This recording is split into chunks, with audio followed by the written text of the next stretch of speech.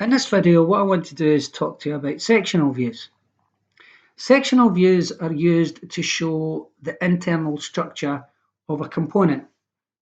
They're particularly useful if the component is quite complex and has a lot of internal structure. You can see, for example, hidden detail lines. If you've got lots of hidden detail lines representing internal structure, edges that you can't see, which is either internal here or behind surfaces, then it makes the view quite difficult to interpret. So sectional views can be used to clarify the picture and make it much more clear as to the internal structure of the component. When you look at orthographic drawings that have sectional views, you'll find that on one of the views you'll have the cutting plane. Now the cutting plane is the plane that cuts through the material, and it's represented with a line, a cutting plane line that looks like a centre line with long dashes and short dashes, and then a thickened end to the line here, which is then labelled.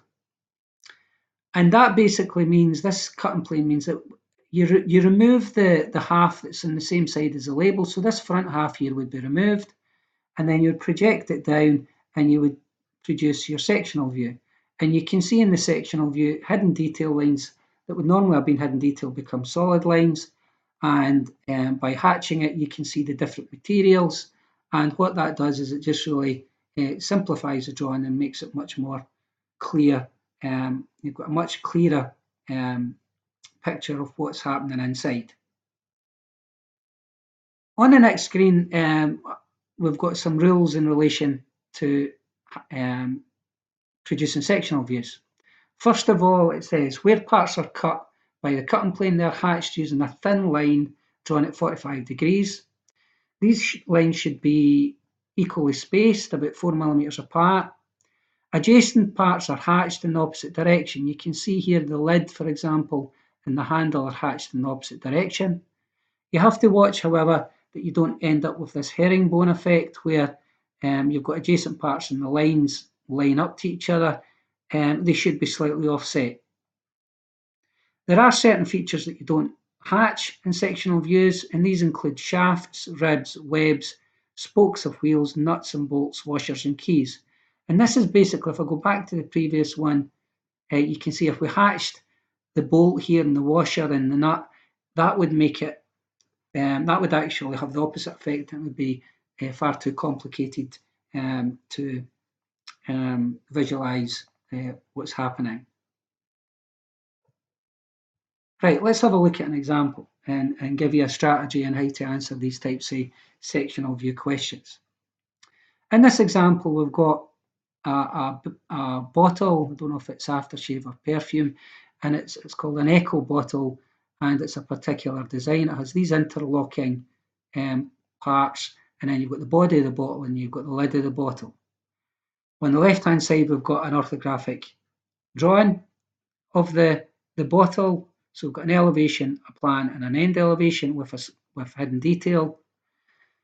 On the elevation, we've got two cutting planes. So we've got a cutting plane A and we've got a cutting plane B.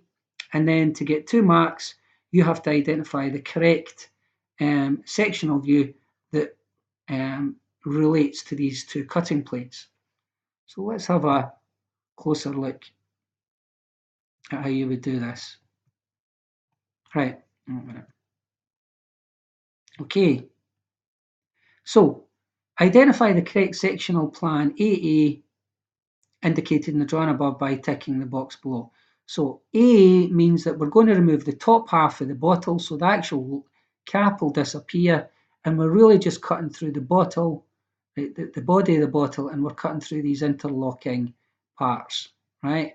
Now, the way in which you would do this is, the way I would advise you to do this is to break it down into its parts and think about what the sectional view would look like for each individual part.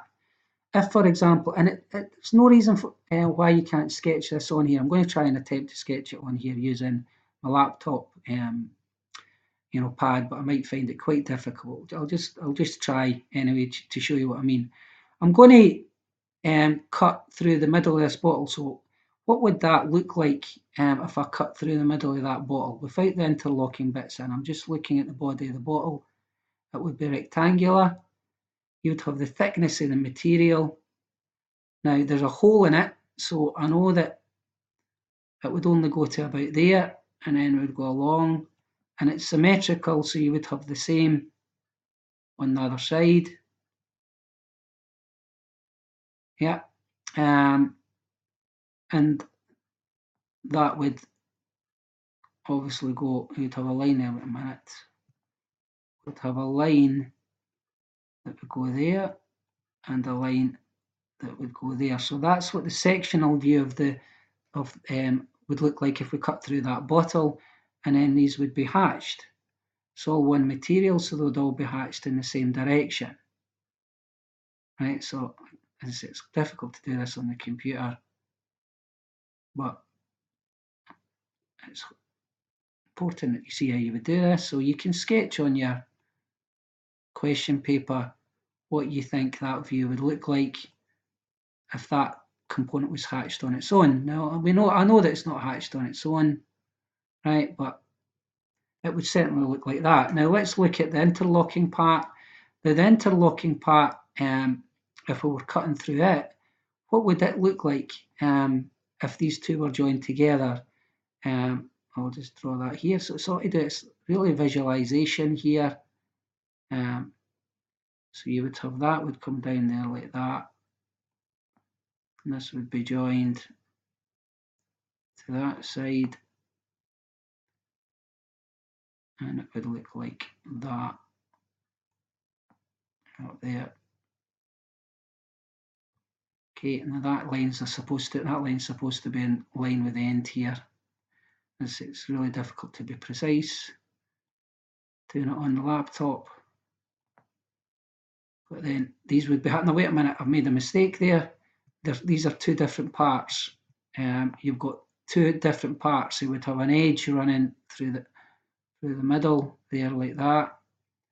And so they would be hatched one way, and this side would be hatched another way like that, 45 degrees, and then 45 degrees that way. Okay, now that bit would go into there. Right, now remember that there's a hole in here, so that bit there is space, and the same with interlocking parts. You would have space here as well. Okay, now if we then look at the views, we can see if we've got one that's similar to that. Now we can discount this one here because we know that there's definitely going to be space here, so that one's not going to be correct.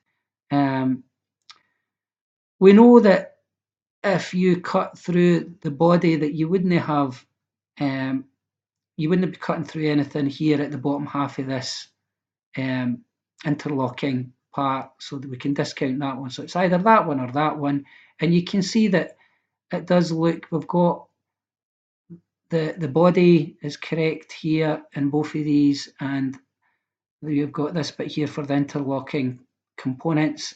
We need to look at it a bit closer. If we look at it a wee bit closer, oh, come on. Right, if we look at it, these are very similar. What do we know about hatching is that if it's a different material, you hatch it in a different direction. So these have been hatched the same. We know that these are two different parts, so it'll be hatched in opposite directions. So this one here is the correct one. So that's the correct one. I'm just realizing there as well, I've missed a line. There would have been a line, that line here, obviously, these are two different parts, would go right across there like that. So that bit there is the interlocking parts. So that's your interlocking, and that's the part of the body of the bottle. And that's how you would do it. You basically would break it down into its individual parts, and don't be afraid to sketch what you think the sectional view would look like for these parts, and then compare that to the views that are given, and also using your knowledge of hatching, British standards in relation to hatching, you should be able to work out the correct answer.